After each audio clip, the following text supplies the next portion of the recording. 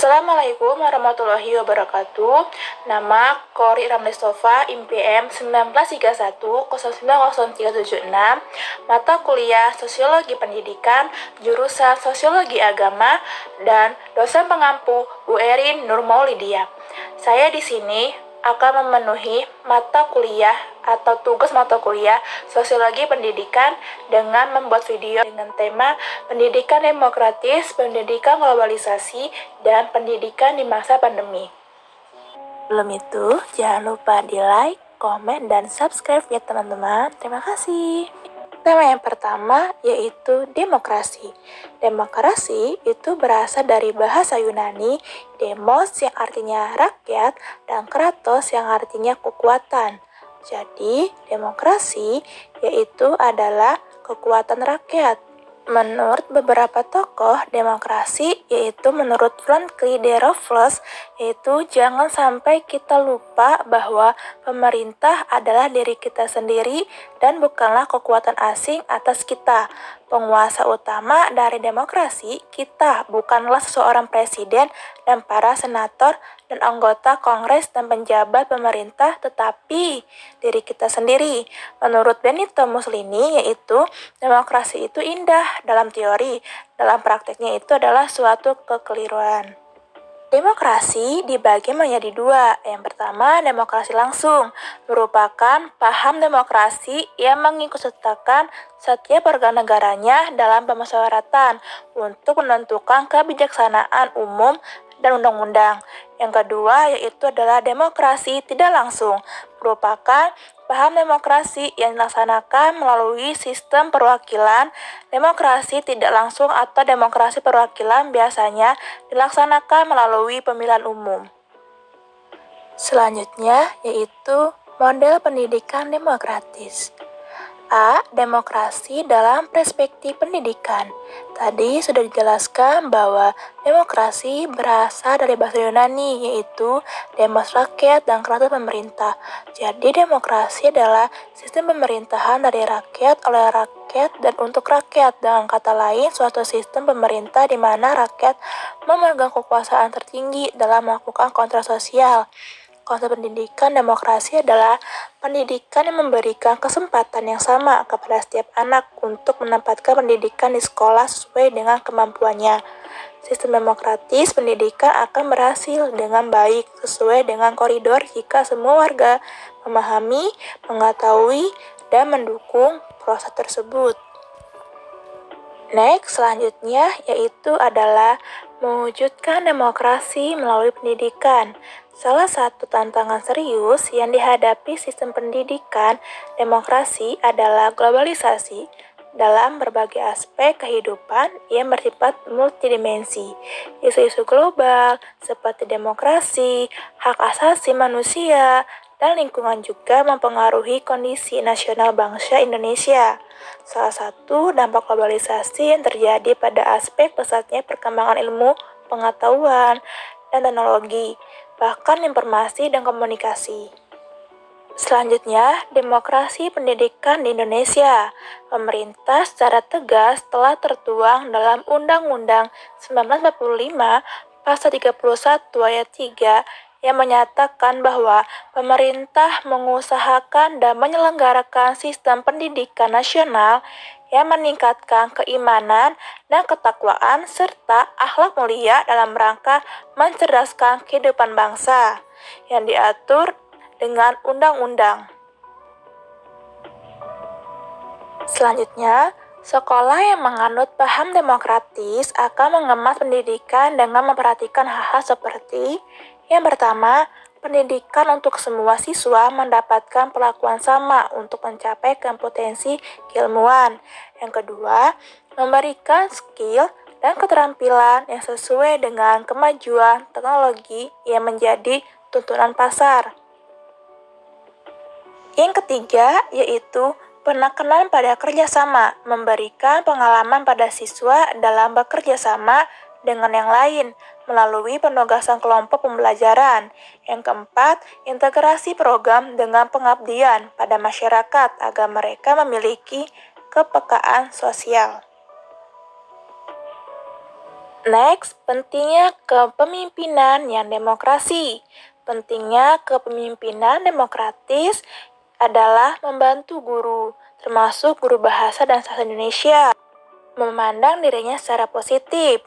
Demokrasi akan memiliki kecenderungan untuk menciptakan suasana yang sama di kelas mereka. Sangat penting untuk terus menganalisis dan merumuskan kembali nilai-nilai demokrasi karena hasil akan menentukan masa depan yang akan datang.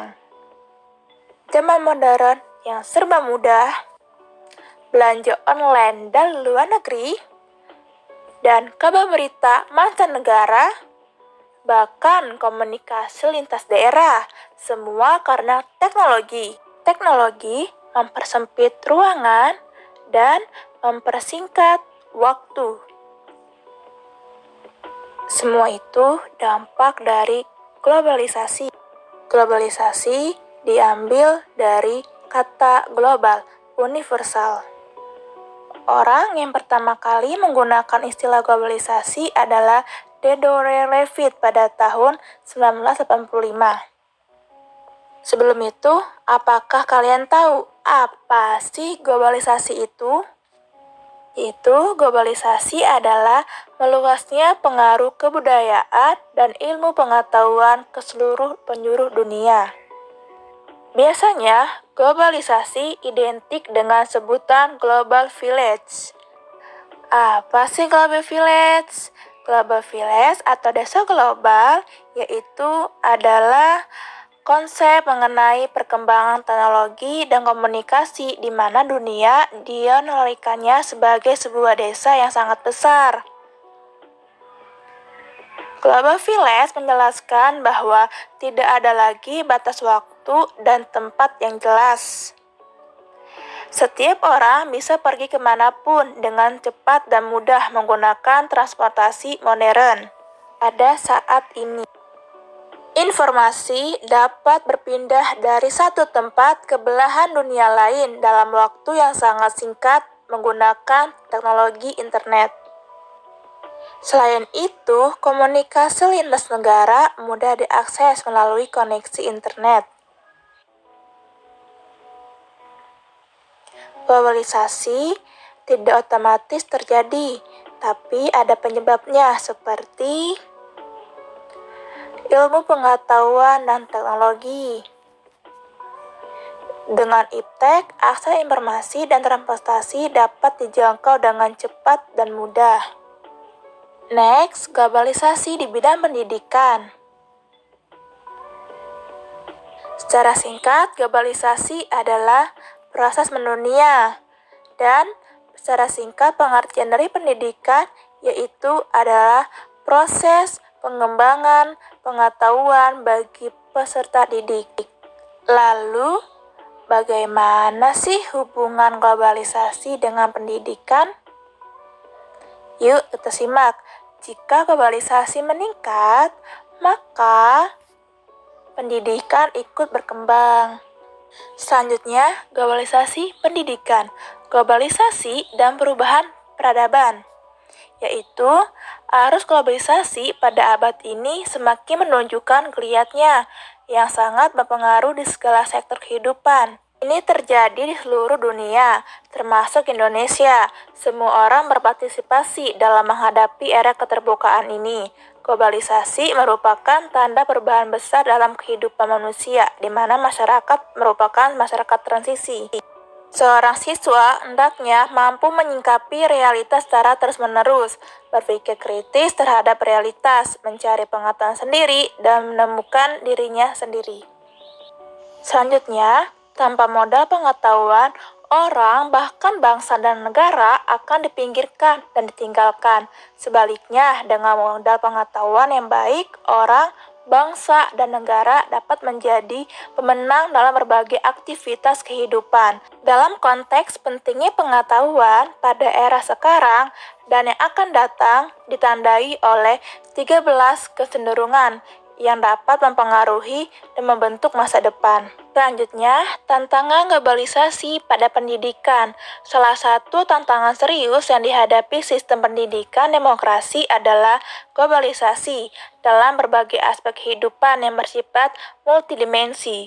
Globalisasi yang mempengaruhi gaya hidup setidaknya ditandai dengan kuatnya pengaruh institusi dan institusi sosial di tingkat internasional ketika bersaing dengan negara-negara maju yang ikut mengatur politik global, ekonomi, sosial budaya, dan pertahanan. Next, di satu sisi, globalisasi telah menghadirkan gagasan-gagasan yang membawa dunia menjadi lebih seragam dan melalui penyusuaian budaya, teknologi, dan perdagangan yang berasal dari dunia barat. Kemajuan ilmu pengetahuan dan teknologi disertai dengan semakin arus globalisasi yang begitu cepat, membawa dampak tersendiri bagi dunia pendidikan. Banyak sekolah di Indonesia dalam beberapa tahun terakhir sudah memulai melaksanakan globalisasi dalam sistem pendidikan internal di sekolah.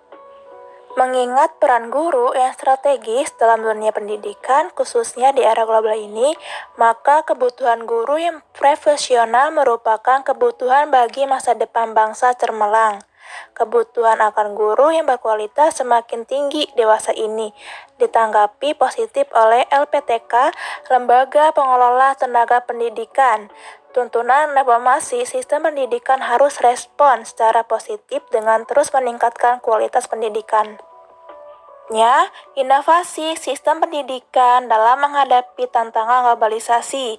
Secara umum, masalah pendidikan Indonesia terletak pada kualitas relevansi, yaitu yang pertama, adanya perkembangan ilmu pengetahuan menghasilkan kemajuan teknologi yang mempengaruhi kehidupan sosial. Yang kedua, laju inflasi penduduk yang cukup pesat. Yang ketiga, melonjaknya aspirasi masyarakat. Yang keempat, mutu pendidikan yang dirasakan makin menurun, yang belum mampu mengikuti perkembangan ilmu pengetahuan dan teknologi. Yaitu selanjutnya, untuk mendukung inovasi pendidikan yang paling mendasar, perlu dilakukan inovasi pada kualitas dan kompetensi guru yang dianggap paling besar pengaruhnya terhadap kualitas pendidikan. Oleh karena itu, sudah sewajarnya guru dituntut untuk bertindak secara profesional. Selanjutnya, pengaruh globalisasi di bidang pendidikan. Yang pertama, masuknya pelajaran bahasa asing ke dalam kurikulum. Yang kedua, yaitu masuknya sekolah asing ke dalam negeri. Yang ketiga, masuknya penerbit asing ke dalam negeri. Selanjutnya, pendidikan di masa pandemi COVID-19. Proses pendidikan pada masa COVID-19. Pendidikan di masa COVID-19, yaitu Indonesia merupakan salah satu negara yang terjangkit pandemi COVID-19. Coronavirus Disease 2019 COVID-19 adalah penyakit menular yang disebabkan oleh sindrom pernapasan akut coronavirus 2, sehingga berdampak pada masyarakat, siswa, dan mahasiswa tidak bisa bertemu langsung di sekolah ataupun kampus atau di tempat umum. Demikian juga kegiatan belajar mengajar dilakukan dari rumah, bahkan pekerjaan dilakukan dari rumah dengan tujuan untuk mengurangi penularan COVID-19 dengan pembatasan interaksi tersebut. Kemendikbud juga mengeluarkan kebijaksanaan, yaitu dengan menutup sekolah dan menggantikan proses kegiatan KBM dengan menggunakan sistem online. Dan kegiatan belajar mengajar dilakukan secara daring, yaitu sistem pembelajaran tanpa tatap muka secara langsung antara guru dan siswa, tapi dilakukan melalui online dengan menggunakan aplikasi Jilmeet, Classroom, Zoom, WhatsApp, Telegram, dan Gmail. Next, selanjutnya, manusia adalah makhluk sosial yang memungkinkan satu sama lain saling berinteraksi secara langsung, sehingga laju penyebaran pandemi COVID-19 meningkat pesat, sehingga pemerintah menyiapkan aturan karantina wilayah atau lockdown untuk memutus mata rantai penyebaran virus corona atau COVID-19. Next, selanjutnya yaitu adalah tantangan pendidikan di masa COVID-19. Pertama yaitu peran guru. Peran guru. Guru harus lebih kreatif dan inovatif dalam memberikan pembelajaran secara daring agar mudah diterima oleh siswa ataupun mahasiswa. Next, selanjutnya peran anak. Peran anak mengikuti pembelajaran secara daring serta menyelesaikan tugas-tugas yang telah diberikan oleh guru atau dosen. Selanjutnya, peran orang tua. Orang tua sangat penting, apalagi untuk anak yang masih duduk di sekolah dasar, yaitu untuk membantu menjelaskan materi pembelajaran yang telah dijelaskan oleh guru, membantu mengerjakan tugas kepada anak. Mungkin ini saja yang dapat saya jelaskan. Semoga bermanfaat kepada kalian. Kurang lebih mohon maaf. Wassalamualaikum warahmatullahi wabarakatuh. Bye-bye. See you.